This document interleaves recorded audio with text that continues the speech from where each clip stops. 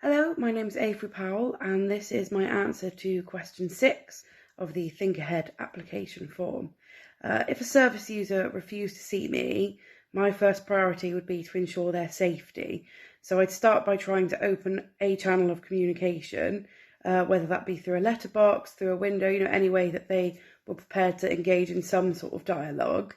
I'd start by explaining really clearly the reason for my visit and what they can expect to happen if they let me in, and hope that might convince them that they have nothing to fear from speaking to me.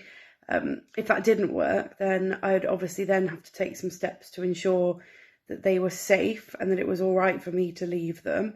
I would, ask them some questions about how they're feeling, whether they'd come to any harm, whether they felt at risk of any harm, and I would be assessing that information, and also trying to assess any other feedback that I was getting from tone of voice or any sounds that I might be able to hear to decide whether this is a situation where, they can be safely left. If I felt that was the case, then I would leave. I would explain very clearly before leaving what would happen next.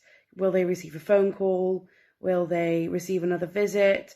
Reassure them that I'm not going to come and try to gain entry to their home, against their will, and express my hope that they would feel able to engage with me in my next contact with them. Of course, if I did feel that they were at risk, I would escalate that in an appropriate way, whether that might be to the police, whether that might be, to a colleague, a higher colleague. I would deal with the situation, depending on what information I received from the service user.